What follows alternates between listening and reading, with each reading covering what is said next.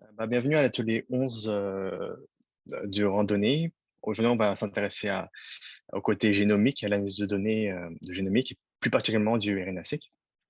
Et je me présente rapidement, je m'appelle Christophe Tage, je suis étudiant au doctorat en bioinformatique au Centre de recherche du Sud de Québec. Et aujourd'hui, on va voir comment analyser les données d'expression des gènes obtenus à partir du séquençage ARN en utilisant le langage de programmation R. Donc, cet atelier est constitué des parties suivantes. Tout d'abord, on va charger et installer les librairies R, puis importer et préparer les données dans R, ensuite évaluer la qualité de données. Puis, on va s'intéresser à l'analyse principale qui consiste à détecter les gènes qui s'expriment différentiellement entre deux conditions en utilisant le package DSEQ2. Puis, on va générer des visualisations et ensuite, nous ferons de l'analyse d'enrichissement fonctionnel. Donc, dans un premier temps, on va charger les librairies. Et en fait, les librairies nécessaires pour l'analyse de données génomiques, en général, elles ne sont pas installées par défaut sur le Google Colab. Donc, ces librairies, elles proviennent notamment de Bioconductor, qui est un projet consistant à rassembler les packages de bioinformatique, de génomique. Mais Google Colab ne permet pas d'installer ces librairies de façon permanente. Donc, il est nécessaire de procéder à la réinstallation des librairies à chaque connexion, donc, ou après une longue période d'inactivité. Et en fait, la réinstallation des librairies peut prendre un certain temps, donc entre 20 et 25 minutes en général. Mais normalement, c'est quelque chose que j'ai fait en amont. Donc là, on va charger les différentes librairies et on va notamment utiliser les librairies Tidyverse, qui est une contraction de tidy qu'on pourrait traduire par bien rangé et de universe. Et il s'agit en fait d'une collection de packages R qui facilite le traitement des données par l'implémentation d'une syntaxe cohérente.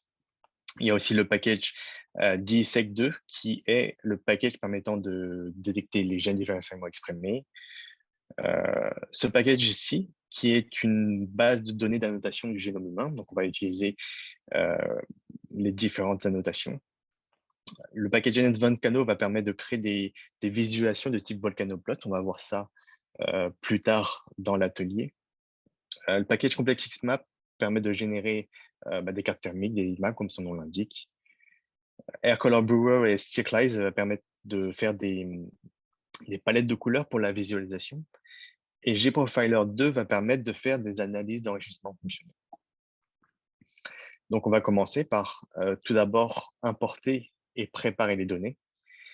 Et comme pour les libraires, il faut réimporter les données à chaque connexion en cliquant sur Fichier ici, puis importer dans l'espace ici de stockage. Et j'ai en amont déjà amené les fichiers. Donc, on va s'intéresser à deux fichiers dans cet atelier. Le premier fichier, c'est ce fichier-ci, qui est la matrice d'expression brute des gènes, ou les raw count, comme on appelle. Et le fichier 2, c'est une matrice de log2 de Folgage, une matrice de changement en expression, mais on verra plus tard à quoi ça correspond. Donc, le design expérimental de cette analyse, ça correspond à 5 échantillons, dont 3 réplicas stimulés, 3 réplicas stimulés et 2 réplicas contrôle non stimulés.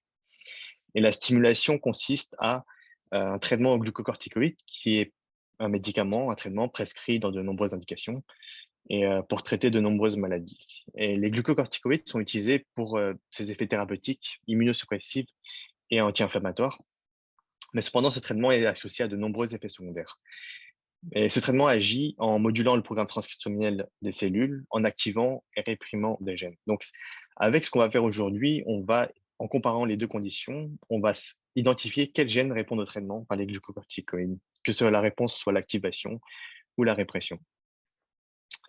Ensuite, on va regarder si ces gènes qui répondent au glucocorticoïde sont impliqués dans une voie de signalisation, un processus ou une fonction biologique en particulier. Mais globalement, ce qui a été fait, avant d'arriver à la matrice d'expression, c'est en un, on a un échantillon biologique que l'on souhaite séquencer. Les différentes manipulations ont été effectuées, donc ajout d'un traitement ou non, et puis une préparation de la librairie pour envoyer l'échantillon à la plateforme de séquençage. À ce moment-là, le séquençage obtient l'échantillon et effectue les les différents protocoles afin d'obtenir en 3 un ensemble de lectures. À la sortie brute du séquençage, on obtient un ensemble de reads euh, qui sont en fait des fragments de séquences. Et ça, en termes de nombre, il y a quelques millions de reads jusqu'à plusieurs dizaines de millions. Mais à partir de là, on peut pas prendre ces reads directement, il faut les processer.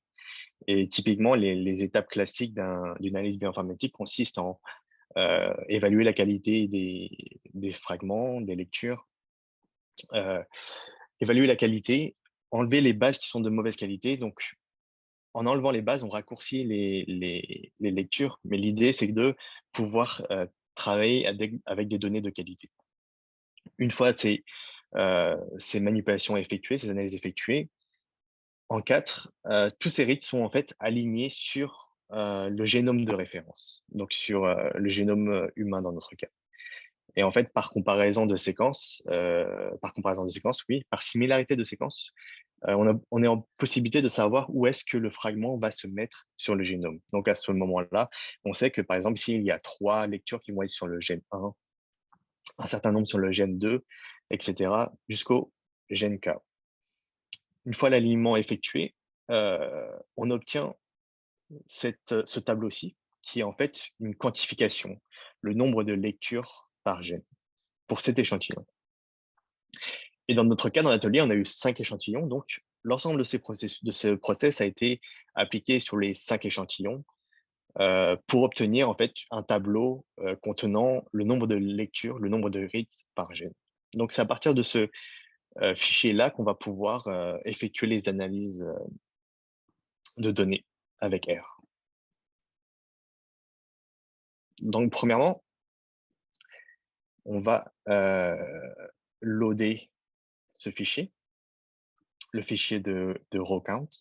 On voit que c'est un fichier qui contient 60 000 lignes à peu près et 6 colonnes. Si on regarde, euh, si on regarde l'entête, les premières lignes de ce tableau, on voit que ces colonnes correspondent à ce qu'on a décrit précédemment. Donc, pour chaque ligne correspond à un gène et chaque colonne correspond à un échantillon. Et on voit qu'on constate les 3 échantillons contrôle ici et les 2 échantillons stimulés, treated pour stimuler à 1 heure. Donc, on a 3 réplicas ici, contrôle, 2 réplicas stimulés. Et les chiffres à l'intérieur correspondent au nombre de reads par gène. Quand on voit plus précisément au niveau des noms des colonnes, on voit, que ça correspond au gène ID et au nom des échantillons. Et on va on va enlever le premier élément de ce vecteur afin d'obtenir la liste des échantillons ici. Alors là, ce qu'on voit, c'est que les gènes, ils possèdent un nom un peu pas très parlant. Ça commence par ENSG, puis un chiffre. Donc, on va essayer de rapatrier un nom de gène pour chaque ligne. Pour cela, on va utiliser la librairie d'annotation, celle-ci, et cette ligne va permettre de charger la base de données. Ensuite, une fois la base de données chargée, on va lui demander de retourner un tableau contenant l'ensemble, l'ID du gène et son nom. Donc, par exemple, ici, on va avoir le mapping, le tableau de correspondance entre l'identifiant ensemble et le symbole du gène dont on va parler. Donc, ceci on va pouvoir utiliser cela plus tard. J'ai une Et donc, petite question. oui. Ça s'applique un peu à moi, ce que je fais en ce moment, c'est que Mhm. euh, il arrive que des fois, le gène ensemble, il n'a pas de correspondance. Ouais, c'est vrai. Et Et par comment rapport tu fais? au, Tu je sais? saurais pas trop quoi dire là. C'est quelque chose que en général, pour les analyses, on utilise seulement le Gen ID, le symbole, c'est simplement pour des objectifs de visualisation. Donc, je sais pas quand tu fais des comparaisons ou quand tu coupes tes listes, vaut mieux utiliser l'ID and symbol dans ce cas-là. Après, le symbole, c'est pour les visualisations que je les utilise personnellement. Ok, d'accord. Donc en fait, tu conseilles de garder le ensemble et après de convertir. Oui, tout à fait, Ouais, c'est ça. ok, ça marche, merci. Donc, pour aller plus loin, pour avancer dans l'analyse, en fait, les données doivent être structurées sous la forme d'un objet dit Seq Dataset afin de pouvoir faire l'analyse de différentiels d'expression, de gènes différentiels.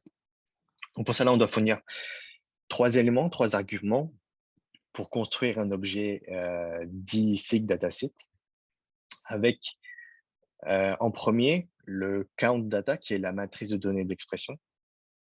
En deuxième, le call data qui donne les informations concernant les échantillons. Puis le design, c'est-à-dire on décrit le design expérimental de la comparaison. Donc, qu'est-ce qu'on veut comparer? Et donc, on va définir ces trois objets et ces trois arguments et créer l'objet. Donc, dans un premier temps, on va créer le count data ici.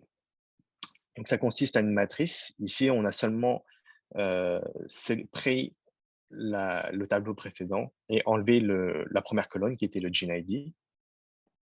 Et donc, on obtient cette matrice-là.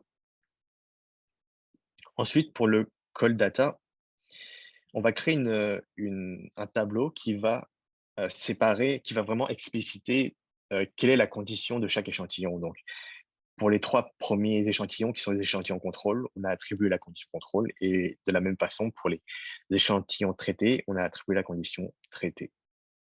Donc, à partir de là, en fournissant les trois éléments, donc le count data avec l'objet créé précédemment, le call data avec l'objet MyCallData créé précédemment. Puis au niveau du design, on met un petit tilde et on donne le nom de de la colonne pour lequel on veut faire la comparaison. Donc là, l'objet DS Datasec est créé et on voit que cet objet contient 60 000 lignes et 5 colonnes. Et en fait, c'est un objet, c'est une structure de données que DISEC, le package, va comprendre. Ensuite, à partir de cet objet, on va enlever les gènes qui sont faiblement exprimés du dataset. C'est pas obligatoire, c'est pas une procédure obligatoire car l'algo va effectuer cette étape plus tard en interne. Mais on va gagner du temps en supprimant des gènes, des lignes. On va augmenter la vitesse de l'analyse et puis on va réduire la mémoire qui devra être allouée à l'objet dit SIG dataset.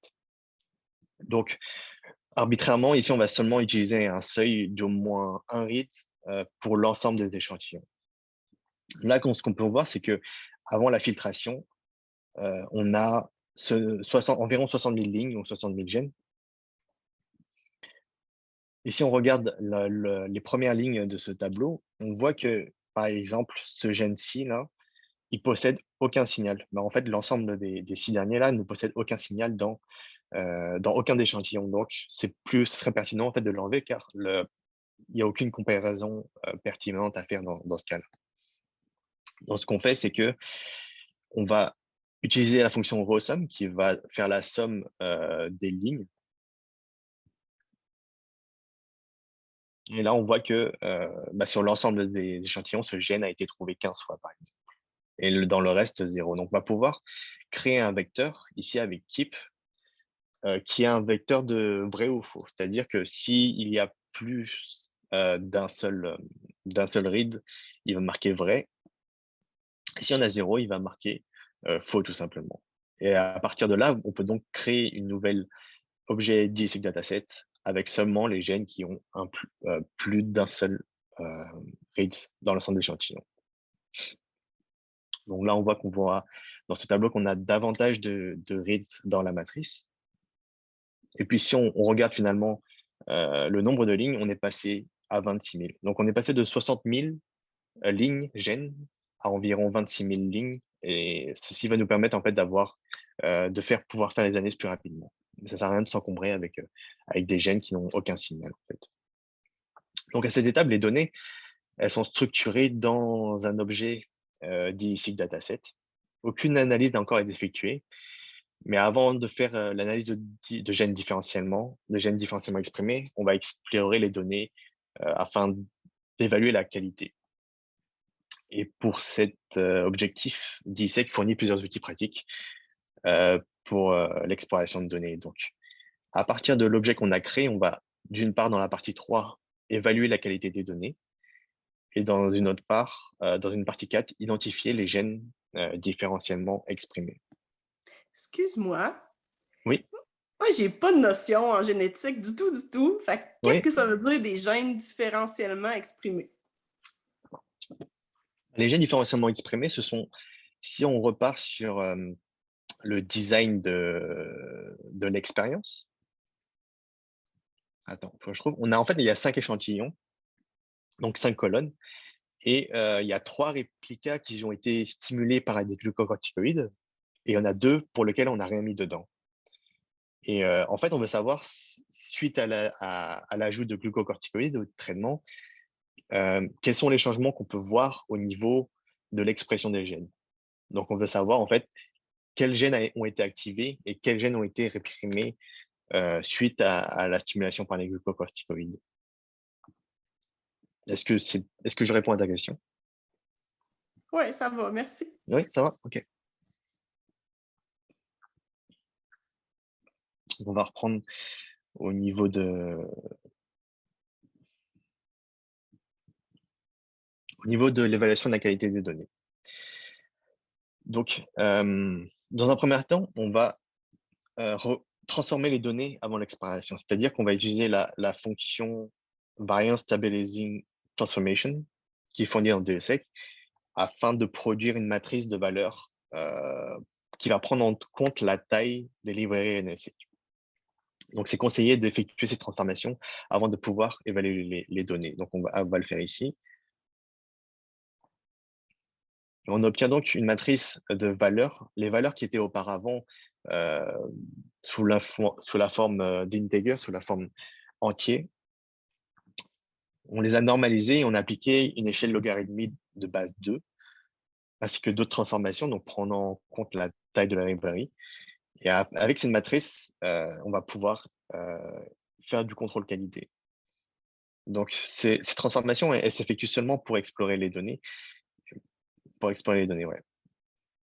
Donc, pour faire le contrôle qualité, on va avoir 2 approches.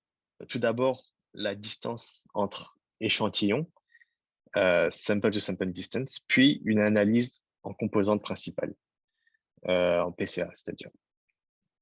Donc, dans un premier temps, la distance entre échantillons, on va calculer à partir de la matrice précédente qu'on a créée, on va pouvoir calculer la distance 2 à 2 de chaque échantillon en utilisant la fonction dist. Là, on peut voir que, par exemple, la distance entre l'échantillon contrôle réplica 1 et réplica 2 est de 20, par exemple. Et est pareillement environ de 19 entre le réplica 1 et le réplica 3. Mais plus la valeur de distance est basse, ça veut dire que plus les échantillons sont proches et se ressemblent. Si on regarde, on la transforme sous la forme de matrice, on voit, on arrive à faire les correspondances échantillons 2 par 2. Donc, si on regarde au niveau au croisement d'un même échantillon, la distance est de 0, car c'est normal, les échantillons sont identiques. Mais là, on voit qu'on a les valeurs 2 à 2. C'est pas aisé d'évaluer la distance 2 à 2 avec seulement un tableau, donc on va faire un graphique, une heatmap. On va utiliser Color Blues.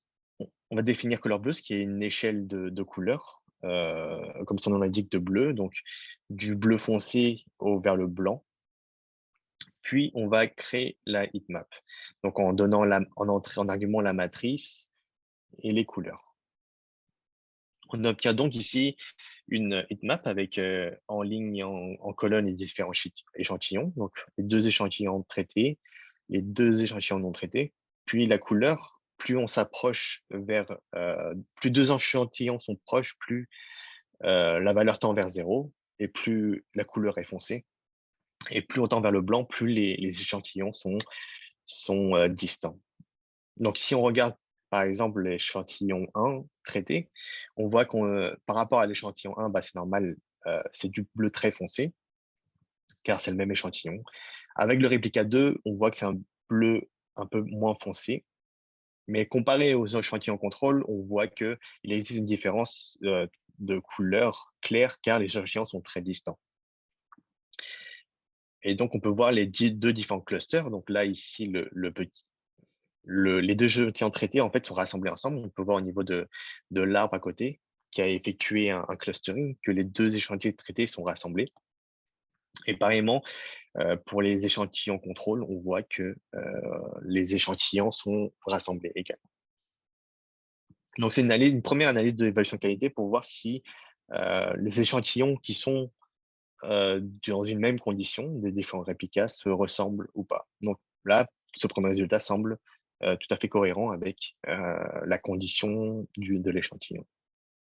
Une autre manière d'évaluer ceci, c'est l'analyse en composante principale. Donc, l'idée d'une analyse en composante principale, c'est de réduire la dimensionnalité des jeux de données, c'est-à-dire le nombre de variables. Et dans le cadre de données RNS-Seq, l'analyse en composante principale permet d'évaluer l'expression globale des gènes et la cohérence des conditions de plusieurs réplicas. Ça veut dire que si jamais on détecte des valeurs aberrantes, des incohérences, on peut soit décider d'enlever certains échantillons afin de rendre l'analyse plus robuste. Mais dans notre cas, en fait, chaque échantillon est défini par 26 000 variables qui correspondent au nombre de gènes. Et l'analyse en composante principale consiste à réduire le nombre de dimensions de variables afin de projeter chaque échantillon sur 2 dimensions. Donc, pouvoir résumer finalement un échantillon à 2 valeurs. Donc, à partir de là, si on utilise la fonction plot PCA du package DISEQ2, à partir de la matrice de précédemment, on voit que les échantillons sont mis sur donc, ce graphique, avec en rouge les échantillons contrôle et en vert les échantillons traités. Et ce qu'on peut voir, c'est que les échantillons contrôle sont rassemblés dans un cluster à gauche, quand les échantillons traités sont à droite, ils sont rassemblés ensemble. Donc là encore, les échantillons semblent cohérents, c'est-à-dire qu'un résultat qui n'aurait pas été bon, ça aurait été de voir les échantillons au même endroit ou rassemblés entre eux. Et par là, on pourrait se poser des questions. Mais ici, il n'y a aucune valeur aberrante entre les échantillons et l'analyse en composante principale montre bien une séparation entre les deux groupes. Donc, ces résultats ils témoignent d'une qualité suffisante des données pour pouvoir procéder à la suite. Donc, à partir de là, on pourra s'intéresser à l'analyse en question. Donc là, on va identifier les gènes différentiellement exprimés. Et selon l'approche de l'algorithme DISEQ2, c'est la matrice d'expression brute qui doit être fournie à l'algo, donc non normalisée ni transformée. La transformation, elle a seulement servi à explorer la qualité de données. Parce que le modèle de DISEQ2, en fait, va effectuer les corrections en interne et il va prendre en compte la taille de la librairie. Donc, on va utiliser l'objet DISEQ dataset défini précédemment, puis appeler la fonction DISEQ qui renferme la complexité mathématique derrière l'algo. Donc, un simple appel de fonction va permettre de procéder aux différentes étapes permettant ensuite de créer l'objet sur lequel la modélisation va être faite.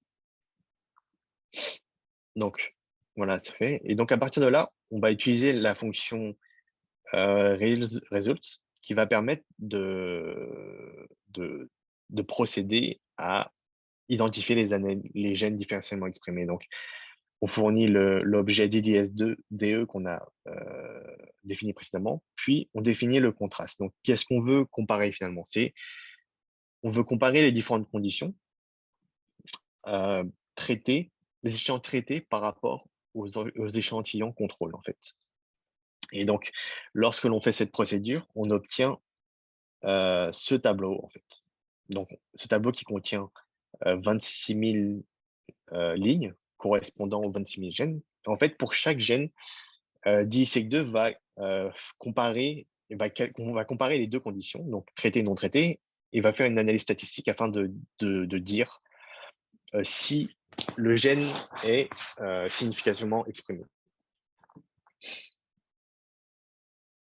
Mais on va regarder plus précisément en formatant les résultats. Donc, sur cet sur ces lignes de code, ce qu'on a fait, c'est qu'on a ici fait un left join. Donc, on a appelé le tableau de correspondance entre l'assemble ID et les symboles pour l'ajouter au tableau, afin que ce soit plus facile de regarder.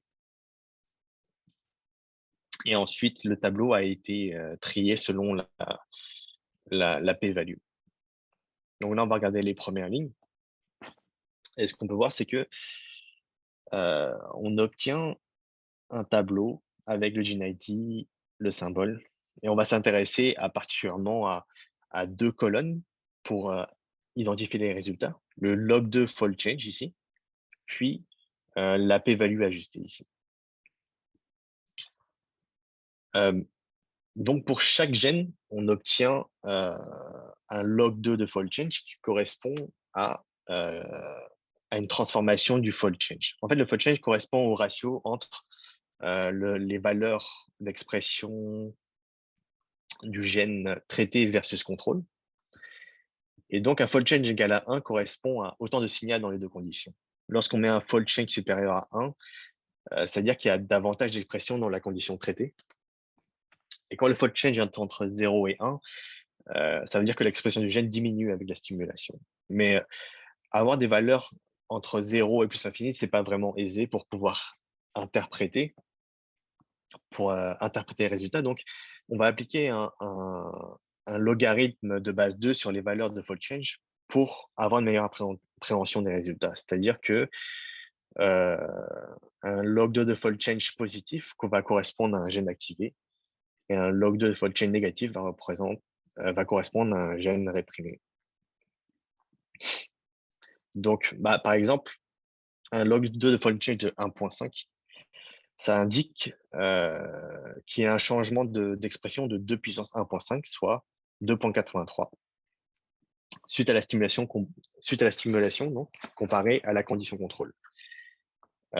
Et lorsque la valeur est négative, ça indique qu'il y a un changement d'expression de moins 0.5, soit une diminution de moitié de l'expression du gène.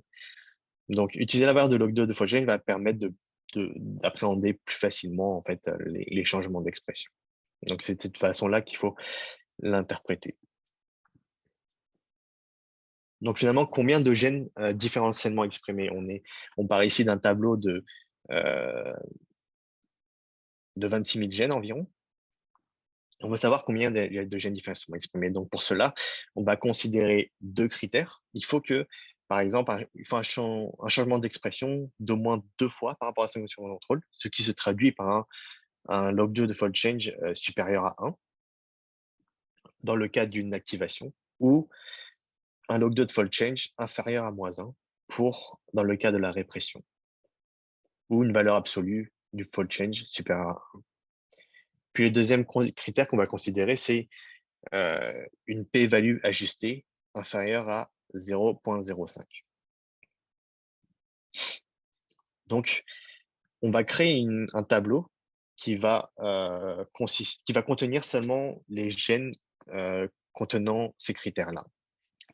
Donc, pour cela, on va prendre le tableau créé précédemment et appliquer un filtre pour que la p-value soit inférieure à 0.05 et que le log fold change soit supérieur à 1.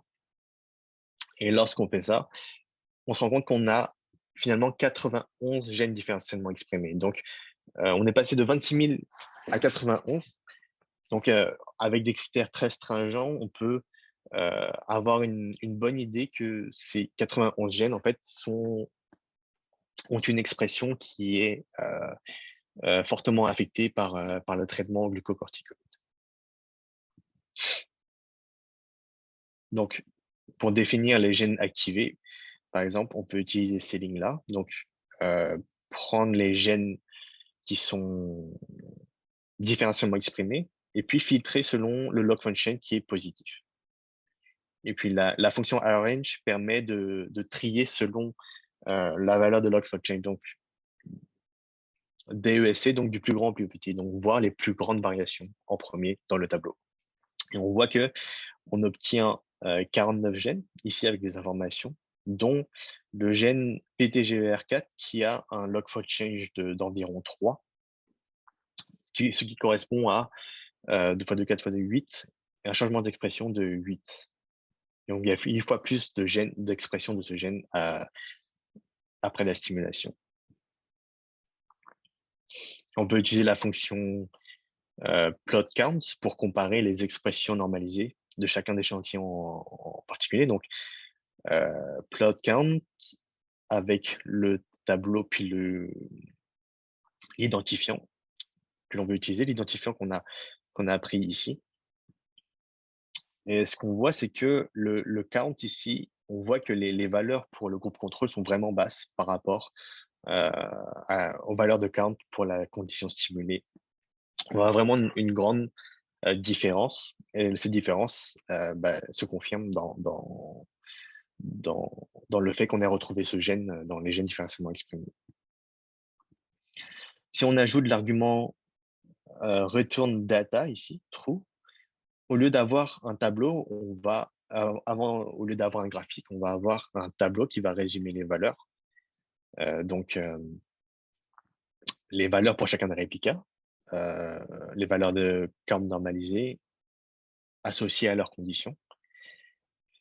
Et puis, avec une formule ggplot, on peut utiliser ces valeurs pour en faire un boxplot.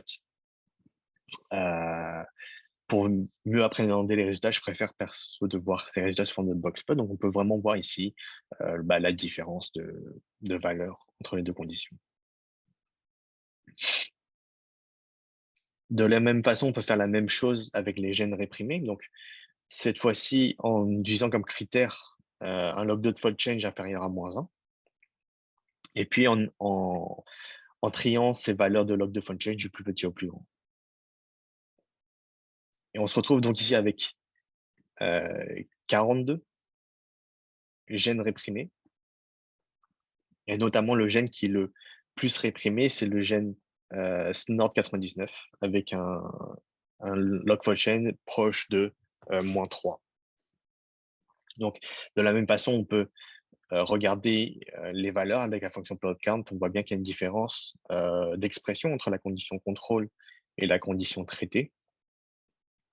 Puis, de la même façon, on peut récupérer les valeurs dans le tableau et regarder le graphique. Et on voit bien que par rapport au gène activé, on voit bien là que ça s'est inversé.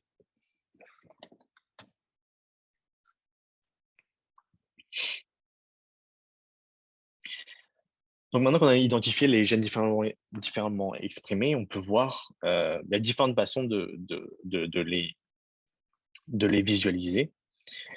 Et il y a par exemple le volcanoplot qui permet de visualiser les résultats de façon intuitive. Donc pour faire ce genre de graphique volcanoplot, on va utiliser le package Enhance Volcano.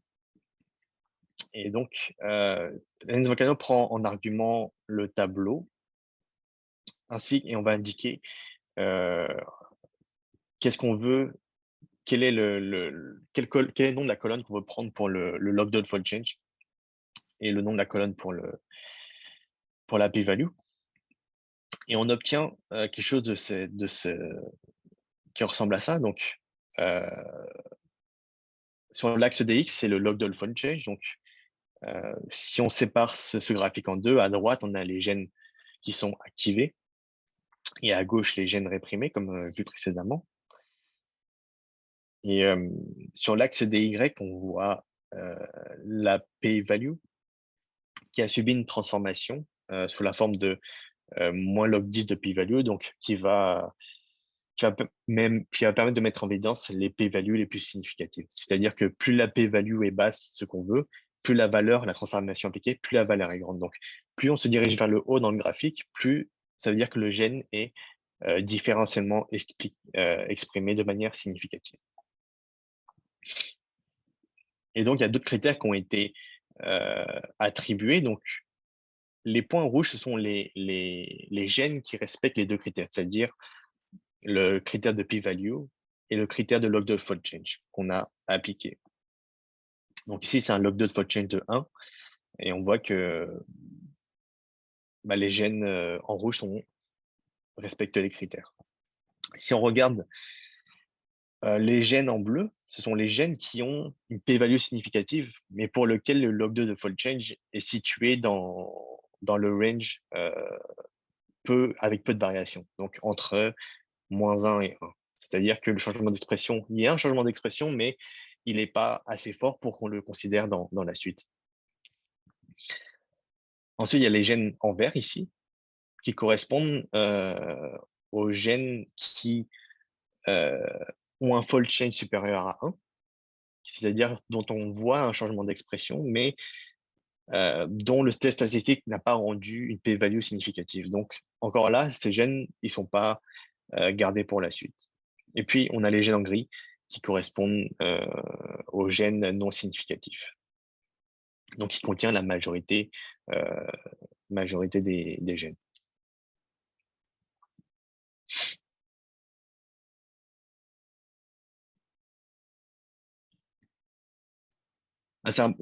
Ce package GenesVolcano, il possède plusieurs arguments qui permettent de faire de jolies visualisations. Donc là, ici, par exemple, ce qu'on a fait, c'est qu'on a juste ajouté le Select Lab et choisi les gènes que l'on voulait faire apparaître.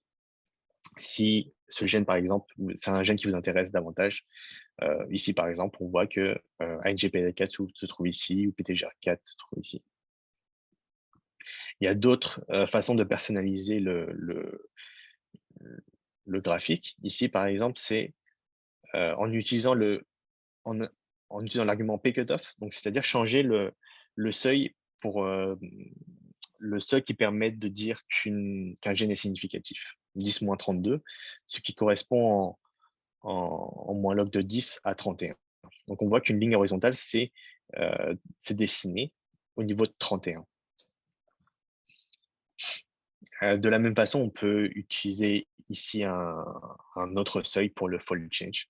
Donc ici à 0,5. Donc on voit que les lignes verticales se sont rapprochées de 0 comparativement à tout à l'heure où on avait défini cette valeur à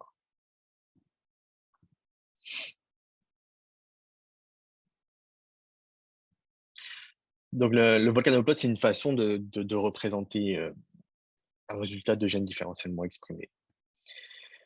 Une autre façon de représenter les changements en expression, c'est d'utiliser faire des heatmaps, donc des cartes thermiques, en utilisant les valeurs de log de fold change.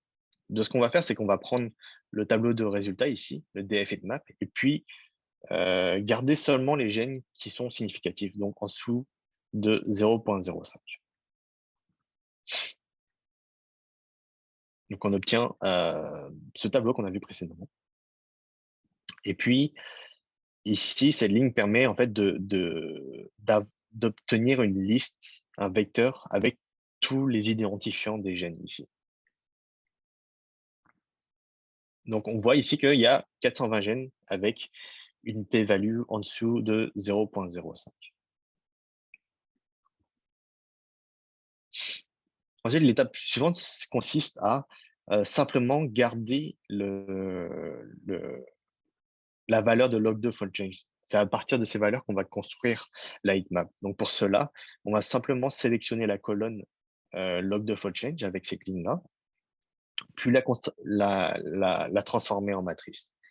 Donc on va travailler finalement pour la matrice avec pour faire la heatmap, on va travailler avec cette matrice. Donc ce tableau, cette matrice avec les valeurs de fold change à 1 heure. Les échantillons avec lesquels on a travaillé, c'était une stimulation au glucocorticoïde pendant 1 heure. Donc avec cette ligne, on peut définir une échelle de couleurs, puis on peut créer la heatmap en donnant la matrice en argument, ainsi que la couleur ici. Et là aussi, ce qu'on peut voir, c'est une échelle une heatmap où chaque ligne correspond à un gène et la couleur correspond à sa variation suite à la stimulation après 1 heure. Donc, à 0, c'est pas de changement. C'est la couleur noire qui est attribuée. Puis, plus le fold change est grand, plus on se rapproche du rouge. Et inversement, plus le gène est réprimé, plus on va vers le vert. Donc, c'est une façon de représenter le fold change, le changement d'expression.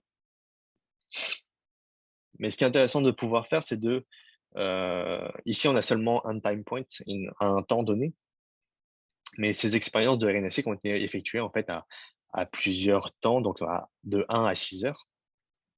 Et les valeurs de fold change en fait ont été rapatriées dans ce jeu de données ici qu'on va charger. Donc, ce qu'on voit, c'est un tableau avec la colonne du gene ID, la colonne symbole, puis la variation d'expression à différents temps, donc de 1 à 6 heures en fait. Et ces valeurs, en fait, elles ont été obtenues à partir on a répété ce qu'on vient de voir, on a répété ce script à chaque temps, puis on a rassemblé les données pour créer ce tableau de fold change. Donc à partir de là, on a repris la même procédure pour créer la matrice ici. Puis, on obtient donc une matrice de valeur de fold change à chaque time point. On redonne cette matrice en argument à la heatmap, ce qui nous permet d'obtenir cette visualisation. Donc, pareil comme tout à l'heure, chaque ligne correspond à un gène. Les couleurs correspondent au changement d'expression, donc activé vers le rouge et réprimé vers le vert. Et ce qui est intéressant de voir, c'est que les temps les plus proches forment des groupes ici, lorsqu'on regarde en haut. Il y a le temps 1 heure ici, mais on voit que le temps 3 à 4 heures se ressemble davantage par rapport au temps. Ensuite, ce groupe-là se ressemble au temps 2 heures. Et pareillement, le time point 5 heures et 6 heures se retrouvent rassemblés ici.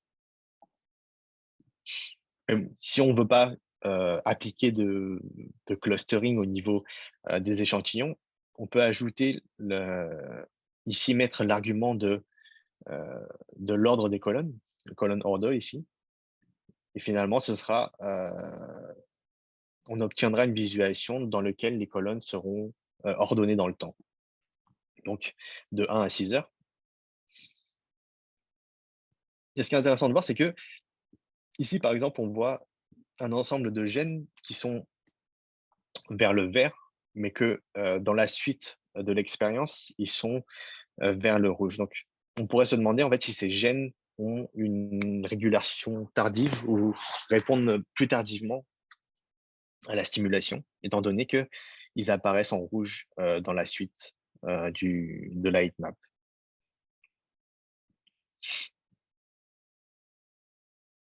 Bon, c'était quelques exemples de visualisation suite à cette analyse.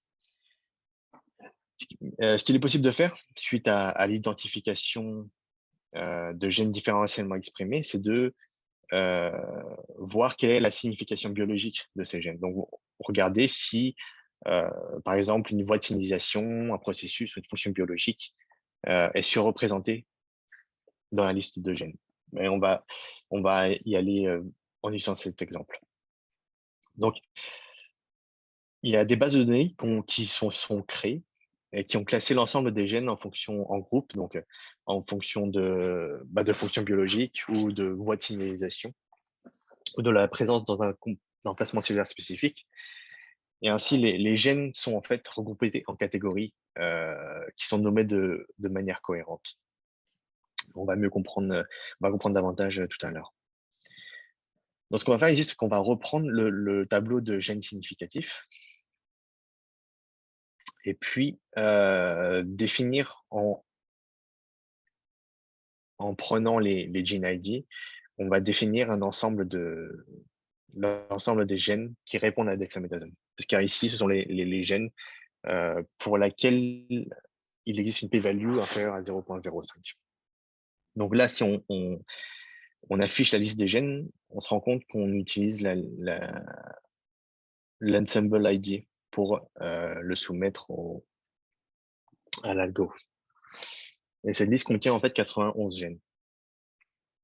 Alors oui, c'est mieux d'utiliser l'ensemble ID par rapport au nom du gène symbole, mais notamment aussi parce que le symbole est l'objet de nombreuses mises à jour. Et récemment, certains noms de gènes, par exemple, que lorsqu'ils étaient dans Excel, ils se transformaient en date. Donc, par exemple, Opt4 ou March 1, ce sont des gènes qui ont été, dont on a changé le nom parce que dans Excel, justement, ça provoquait des erreurs. Donc, on ne sait pas justement si les bases de données sont sous la nouvelle ou l'ancienne appellation. Donc, c'est plus prudent d'utiliser les gènes sous l'identifiant Ensemble ID dans le cadre de cette analyse.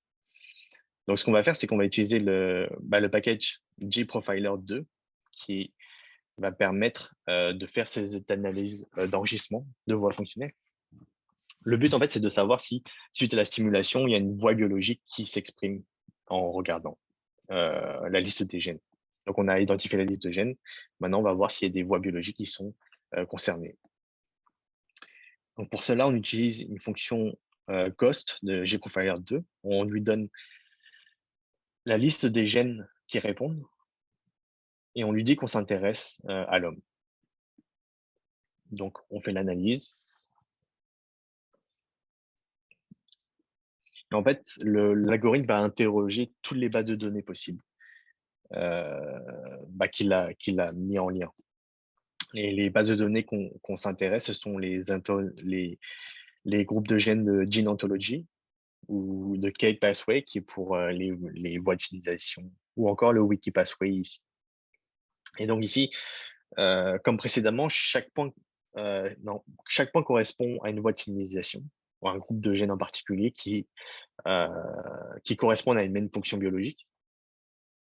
Et ici, sur l'axe des Y, ça correspond à la p-value pour lequel qui a subi une transformation logarithmique 10.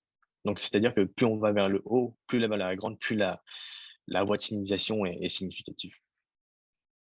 Donc, on obtient cette visualisation, mais c'est plus intéressant d'aller voir au niveau des résultats.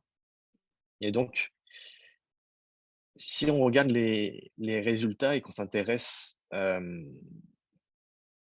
aux voies de signalisation contenues dans la base de données REAC, donc correspondant ici au bleu foncé, on voit qu'il y a 3 voies de signalisation qui sont particulièrement impliquées dans les gènes différentiellement exprimés suite à la dexamethasone. On voit qu'il y a le FOXO-mediated transcription, mais ça fait du sens parce que on sait que le glucocorticoïde est impliqué avec le facteur de transcription FOXO, ou l'interleukine 6 avec ça fait du sens dans la mesure où les glucocorticoïdes agissent sur le système immunitaire. Lorsqu'on regarde au niveau de la base de données WP, donc Wikipathway, on voit notamment, on retrouve le résultat de glucocorticoid receptor pathway. Donc, ça fait du sens puisqu'on a fait une stimulation glucocorticoïde, donc également des phosphorylations liées à l'immunité ou au burn-wound healing, donc au processus inflammatoire. Donc, c'est le genre d'analyse qu'on peut faire qui peuvent nous guider sur différentes hypothèses. Donc, après avoir identifié les gènes différentiellement exprimés, on peut voir finalement quels sont les processus biologiques qui sont impliqués suite à un changement d'entraînement. Mais par exemple, on peut aller voir sur le site de Wikipathway, voir à quoi correspond cette voie de signalisation. Et ça ressemble beaucoup à un Wikipédia, en fait, avec un ensemble l'ensemble de noms de gènes qui sont impliqués dans ce pathway. Et typiquement, là, le carré représente une cellule et le rond ici représente le noyau. Et ce qui se passe, c'est que ça décrit en fait comment fonctionne la voie de signalisation. Donc le GR ligand, ça correspond au glucocorticoïde, va venir stimuler ici le récepteur au glucocorticoïde, donc NR3C1 ici. Et suite à la stimulation, le récepteur va perdre ses protéines chaperones ici, qu'on voit ici, puis va permettre, NR3C1 va pouvoir se lier au ligand, au traitement glucocorticoïde. Et ceci va lui permettre en fait de rentrer dans le noyau, ce récepteur glucocorticoïde, se dimériser, donc venir se coupler avec un autre récepteur, puis venir se fixer sur l'ADN. Donc ici, on voit que ce complexe a une fonction, va se fixer sur le niveau de l'ADN et va pouvoir stimuler la transcription de ces gènes-ci qu'on voit. Donc, des gènes impliqués dans le métabolisme, dans le transport, dans la croissance, l'apoptose, dans la transduction de signal. Et donc, le fait qu'on ait obtenu ce résultat, c'est parce que les gènes différentiellement exprimés, en fait, euh, se retrouvent davantage dans ce groupe de gènes que par hasard. Donc, ça fait du sens ici, de la même chose. De la même façon, la répression, le récepteur glucocorticoïde va se fixer au niveau de l'ADN pour induire la répression de ces gènes, donc également répression de gènes liés à l'inflammation, à la croissance, à l'apoptose.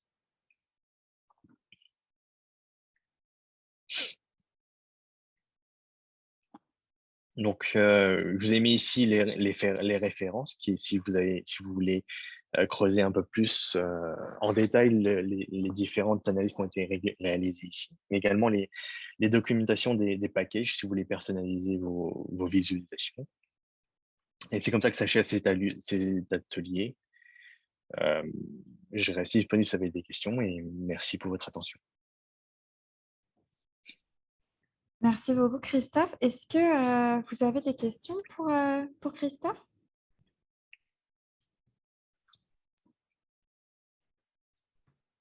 Non? Tout était clair? Moi, j'ai une petite question. Oui. Là, finalement, dans ton dataset, tu connaissais déjà les groupes En gros, tu as fait l'analyse différentielle sur des groupes parce que tu connaissais tes différentes conditions. Si, Oui. admettons, ton dataset, tu ne savais pas, en fait, si tu partais, admettons, de la heatmap, d'une heatmap de conditions, Oui. comment tu pourrais... En fait, est-ce que tu pourrais faire Pardon, j'ai du mal. Est-ce que tu pourrais faire une analyse différentielle sur plusieurs groupes, en fait? Plus que 2, en fait. Ça se fait, ça? Sur plusieurs groupes, tu peux faire les analyses différentielles 2 à 2. Quel design d'échantillon tu aurais, auquel tu penses?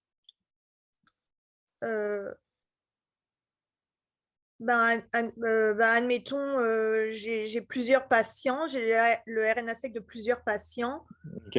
Je les clusterise selon leur distance, là, leur proximité de ressemblance, là. Mais c'est pas la ressemblance, c'est simplement pour évaluer la qualité. Quand tu designes ton expérience de RNA-seq, tu sais la condition que tu veux connaître, que tu veux évaluer. Par exemple, si tu parles de patients, tu veux par exemple avoir 2 groupes de patients, d'échantillons, des patients malades et des patients contrôle que tu veux comparer pour voir quels sont les gènes qui pourraient être responsables de la maladie. Donc à ce moment-là, tu vas créer 2 groupes dans ton design et comparer les échantillons malades versus les échantillons contrôle. Mais est-ce que ça répond à ta question? Ouais, donc ça veut dire que je peux une analyse différentielle, ça se fait qu'entre 2 groupes. Oui, dans le plus simple des cas, oui, tu compares une condition contre une autre. Mais qu'est-ce que tu voudrais faire avec En fait, plusieurs moi, groupes?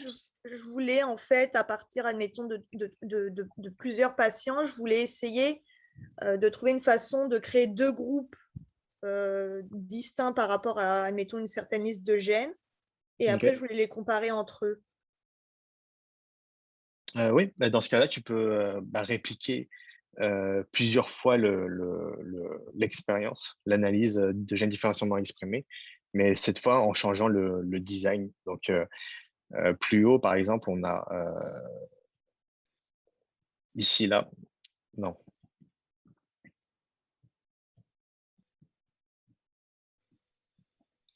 Ce qu'on a fait, c'est qu'on a donné les informations sur les échantillons et au niveau du call data ici.